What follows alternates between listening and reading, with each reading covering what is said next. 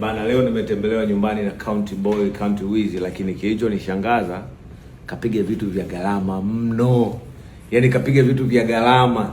Kabla sijakuuliza maswali mengi ya County Boy, mimi ni mmoja kati ya fan wako. Alafu unachotakiwa kujua matajiri wengi tunasikiliza hip hop. Okay. Yaani mtu yote ambaye amejipata au mtu mwenye akili timamu anasikiliza hip hop. Yeah, for sure. Wewe mashabiki zako wengi au waimba hip hop kama watakuwa hawajui, mashabiki zao wengi ni watu ambao wanampunga kwa sababu mnaimba real life, maisha yao ya kila siku, lifestyle. Sasa leo umenishangaza kwa sababu umenyuka vitu vya gharama ambavyo mimi mwenye akili timamu ninayevijua umeumiza vibaya mno. Nikiangalia nasema okay, au ndo ile milioni 10 ile. Hebu waambie mwenyewe mwananchi umevaa nguo za bei gani, kwa sababu mimi wanaweza wasinielewe. Hebu waambie. Tunaanza na mguuni. Mguuni hapo tuko na shingapi? Mguuni hapo mwanangu $3,000. $3,000. Yeah. $3,000 ambayo kwa pesa za halali za Kitanzania ni kama milioni 9. Yeah. Okay. Yeah. Hii hapa babangu ni $1,000. $1,000 ambayo ni milioni 2. Hapo tunaenda kama milioni 11. Yeah. Iko tu $1,500.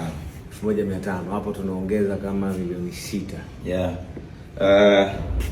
T-shirt nimenunua $180. Cape nimenunua $48. Okay. Yeah. Unaenda kama Kendrick kwa sababu Super Bowl. Hii umenunua $1,500. Yeah. Mimi nimewahi kuwa na kama hii. Okay. Lakini iko tofauti kidogo. Yenyewe ile niliuziwa kama $4,500 nikapigwa.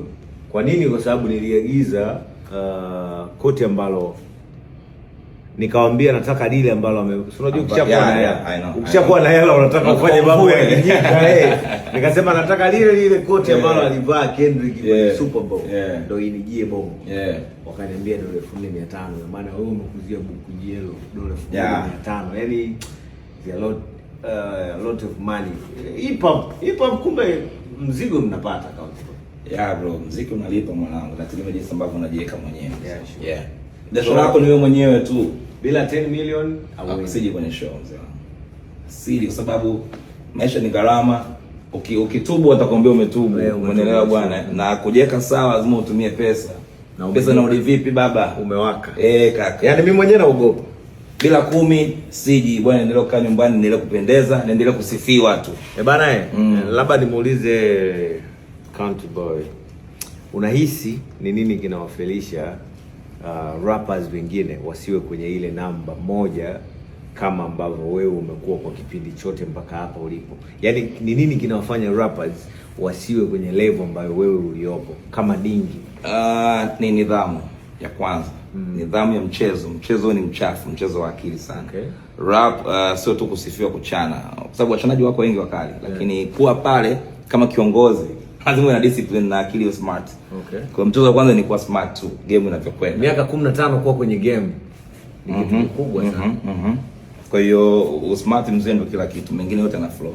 Bana hii ni lifestyle tu, sio interview wala sio chochote. Yes sir. Tumekaa tu hapa nyumbani nikasema no, kwa uliponyuka inatakiwa uende mjini watu wakuone kwamba umewaka. Yes sir. By the way, tuna EP ya binti yetu ambaye anaitwa Pipi Jojo. Yes sir. Na ni mmoja kati ya wasanii au waimbaji, wana muziki kwa sababu anatunga, anaimba, ana rap. Yaani anafanya kila kitu. Noma sana. Alafu ni level za international. Noma sana. Kwa hiyo sisi kama familia yake ambao tumeamua kwamba we binti tunakubeba kama ulivyo tunakupeleka.